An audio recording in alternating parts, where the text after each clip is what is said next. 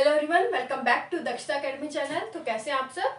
तो उम्मीद करती हूँ आप जो वीडियोस हैं रेगुलरली देख रहे हैं और आपको वीडियोस जो हैं पसंद भी आ रही है और साथ ही जरूरी चीज़ समझ भी आ रही है। अगर आप वीडियो रेगुलरली देख रहे हैं और आपको कंटेंट समझ भी आ रहा है तो सब्सक्राइब जरूर कर लें ताकि आपको वीडियो की नोटिफिकेशन मिल जाए और साथ में बेल का जो निशान है वो जरूर प्रेस कर ले ताकि जैसे ही वीडियो आती है या फिर मैं लाइव आती हूँ तो आपको पता लग जाए, नोटिफिकेशन मिल जाए।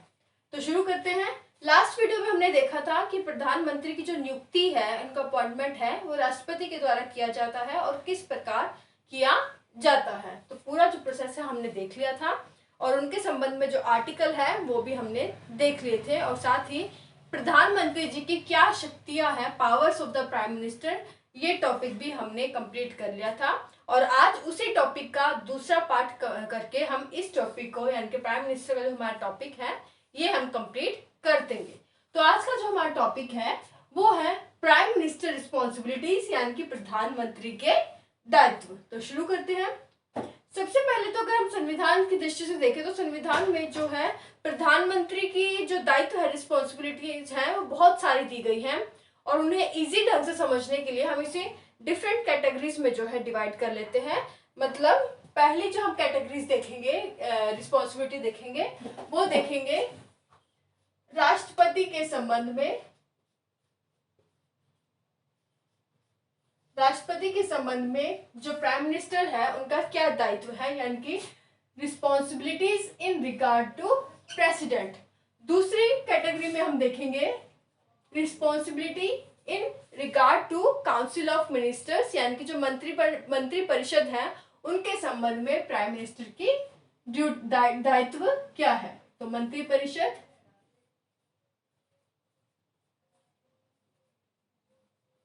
या काउंसिल ऑफ मिनिस्टर्स। और तीसरी जो हम उनकी रिस्पॉन्सिबिलिटी देखेंगे इन रिगार्ड टू पार्लियामेंट, यानी कि संसद के संबंध में उनका क्या दायित्व है वो हम देखेंगे। संसद या जो पार्लियामेंट, और इसके अलावा कुछ अन्य जो है उनके दायित्व वो भी हम उसके बाद में देख लेंगे। तो शुरू करते हैं। सबसे पहले राष्ट्रपति के संबंध में देखें कि जो प्राइम मिनिस्टर का क्या दायित्व है और इसके बारे में अगर मेनली देखा जाए तो बताया गया है साफ साफ हमारे आर्टिकल नंबर 78 में। आर्टिकल 78 में बताया गया है कि जो रिस्पॉन्सिबिलिटीज ऑफ प्राइम मिनिस्टर है in regard to prime minister क्या क्या है, इन रिगार्ड टू प्रेसिडेंट क्या क्या है, राष्ट्रपति के संबंध में प्रधानमंत्री की क्या क्या दायित्व है, वो आर्टिकल 78 या अनुच्छेद 78 में बताया गया है। और इसमें आर्टिकल 78 में हम वैसे पहले भी रिपीट हो चुका है लेकिन हम स्पेसिफिकली आज रिस्पॉन्सिबिलिटीज देख रहे हैं प्रधानमंत्री की, तो एक बार रिपीट कर लेंगे। तो आर्टिकल 78 में आपके 3 क्लोज है, 3 खंड है, 78(1), 78(2) और 78(3। तो 3 क्लोज है। पहले में कहा गया है कि हमारे जो प्रधानमंत्री है, पीएम है, उनका दायित्व है, उनका कर्तव्य है कि प्रशासन के संबंध में या जो भी आपके कानून है, नीतियां हैं, उनके बारे में जो जानकारी है वो किसे दे, वे प्रेसिडेंट को दे, राष्ट्रपति जी को दे। तो ये उनका जो है कर्तव्य बनता है प्राइम मिनिस्टर का कि जो प्रशासन के संबंध में जितने भी उनके कानून है या फिर जो नीतियां हैं उनके संबंध में जो जानकारियां हैं वो राष्ट्रपति जी को दी जाए। तो ये है आपका आर्टिकल 78(1). उसके बाद आर्टिकल 78(2), इसमें कहा गया है कि अगर प्रेसिडेंट कोई भी जानकारी प्राइम मिनिस्टर से मांगता है, आपके प्रशासन के संबंध में कोई कानून बनाया है उसके संबंध में, कोई नीतियां जो लागू की है उसके संबंध में, तो प्राइम मिनिस्टर का दायित्व होगा कि वो जानकारी वो किसको दे, प्रेसिडेंट को दे। क्या डिफरेंस है 1 और 2 में? यहाँ पर प्राइम मिनिस्टर का कर्तव्य था कि वो अपने आप ही जानकारी है प्रशासन या जो नीतियों संबंधी, कानून संबंधी, वो प्रेसिडेंट को दे दे, राष्ट्रपति को दे दे। 72 में ये लिखा गया है कि प्रेसिडेंट अगर चाहे, खुद से अगर चाहे कोई जानकारी लेने तो वे प्राइम मिनिस्टर से, प्रधानमंत्री से ले सकते हैं और प्रधानमंत्री का कर्तव्य होगा कि वो जानकारी अगर वो चाहते हैं तो वो उनको दे।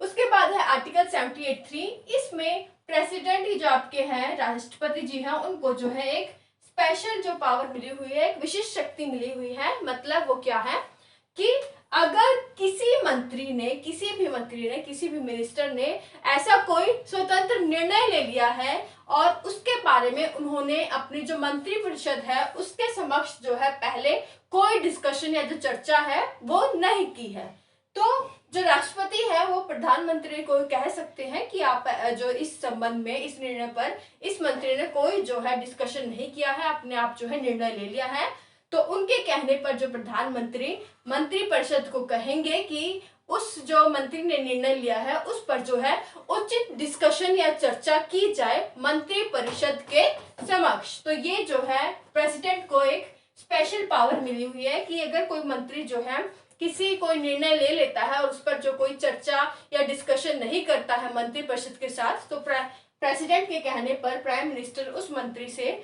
मंत्रिपरिषद के समक्ष उस संबंध में उस टॉपिक पर जो है डिस्कशन कराता है।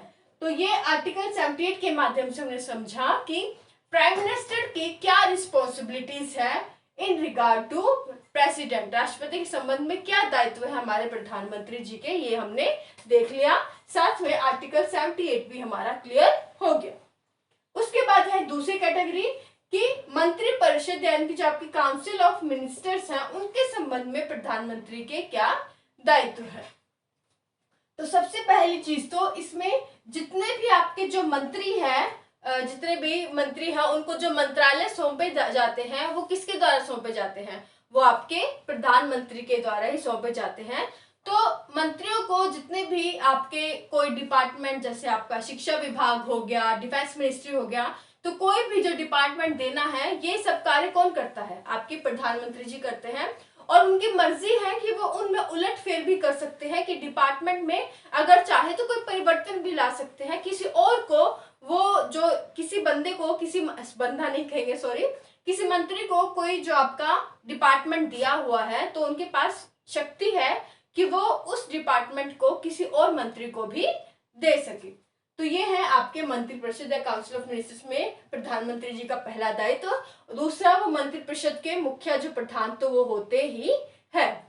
दूसरी इसके अलावा जो दूसरा चीज हम देखते हैं वो ये कि वो मंत्रिपरिषद के सभी बैठकों के अध्यक्ष भी होते हैं, मंत्रिमंडल एवं मंत्रिपरिषद के सभी बैठकों के अध्यक्ष होते हैं और वो अगर जो उनको उन्होंने निर्देश दिया है तो उन निर्देशों का पालन करना उनका हक बन गएगा, उनका कर्तव्य है कि मंत्रिपरिषद के सभी मंत्री जो है उनके निर्णयों का उनके निर्देशों का पालन करें। अगर वो ऐसा नहीं करते हैं तो जो प्रधानमंत्री है राष्ट्रपति को कहकर उन्हें उनके पद से हटा भी सकते हैं, उनसे उनके त्याग पत्र की जो मांग है वो भी कर सकते हैं। इसमें एक और जो हमें सबसे पहले करनी चाहिए थी वो ये कि वो राष्ट्रपति को सलाह देते हैं, जो हमने कल आर्टिकल पढ़ा था जिसमें हमने देखा था कि वे राष्ट्रपति को सलाह देते हैं कि किस व्यक्ति को, किस संसद के जो मेंबर को जो है किसको मंत्री बनाया जाना चाहिए या किसको नहीं।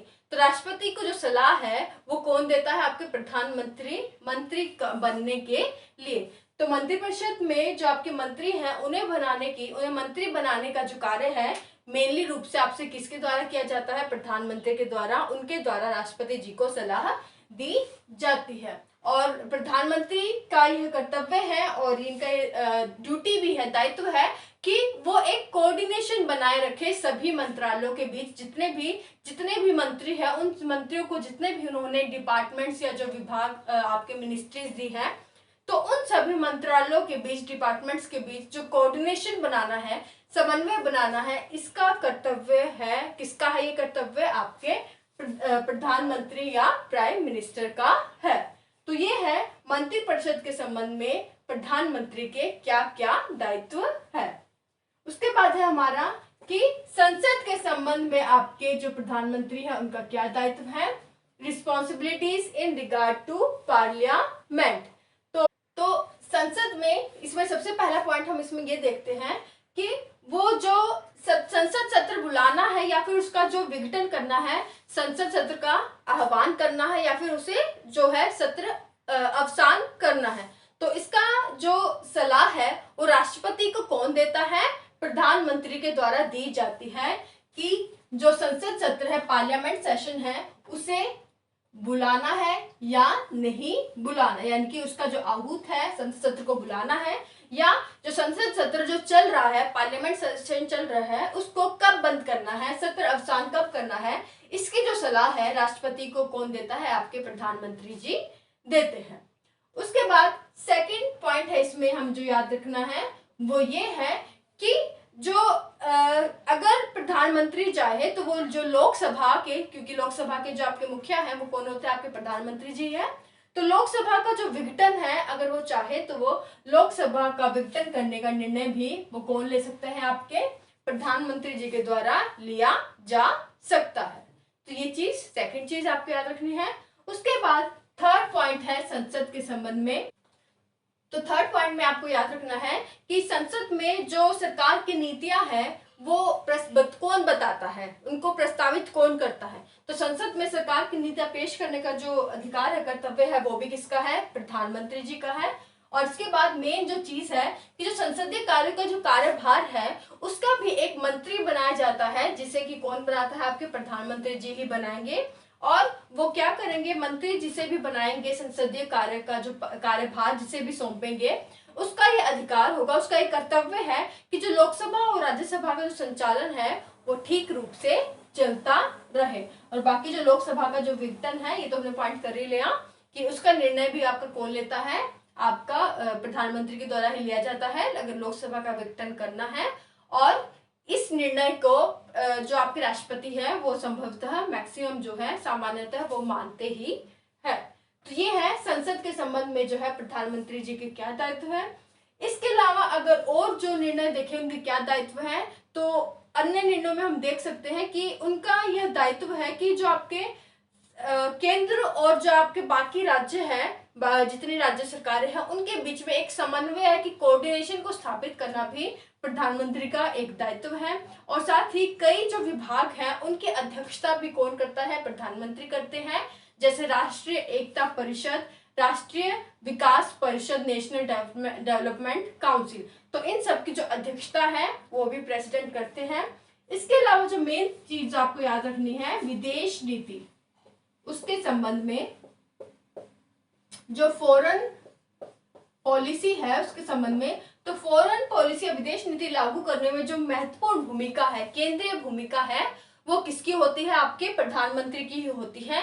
लेकिन अगर मान लीजिए कि विदेश मंत्री जो फॉरेन मिनिस्टर है वो अलग है, कोई किसी और मंत्री को जो फॉरेन डिपार्टमेंट दिया गया है, विदेश मंत्रालय दे दिया गया है, तो उसका मेन कार्य क्या होगा कि वो राष्ट्र जो आपके प्रधानमंत्री हैं उनको मदद करेंगे विदेश नीतियों को बनाने में, विदेश नीति का जो कार्य है उनको सटीक रूप से करने में उनकी मदद करेंगे। लेकिन जो मुख्य भूमिका है, मुख्य जो निर्णय है विदेश नीति लागू करने में, वो किसका है? आपका प्रधानमंत्री जी का ही है।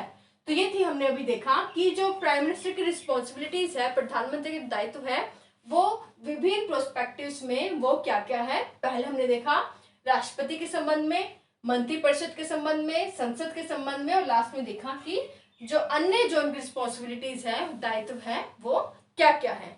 तो उम्मीद करती हूँ आपको वीडियोस अच्छे से समझ आई हो। वीडियो अगर थोड़ी सी भी अच्छी लगे तो प्लीज लाइक करें, शेयर करें, सब्सक्राइब जरूर कर ले अगर आप वीडियोस रेगुलर देख रहे हैं, और शेयर करें अपने फ्रेंड्स के साथ, फेसबुक पर, व्हाट्सएप पर, जहां भी आप शेयर करना चाहे। आप हमसे टेलीग्राम, ट्विटर, इंस्टाग्राम पर भी जुड़ सकते हैं। दक्षता अकेडमी अकाउंट वहां सर्च करेंगे तो आपको वहां पर हमारा अकाउंट मिल जाएगा, तो आप वहां जाकर हमें ज्वाइन कर सकते हैं। आज के लिए बस इतना ही। Thank you so much, take care, all the best and God bless you.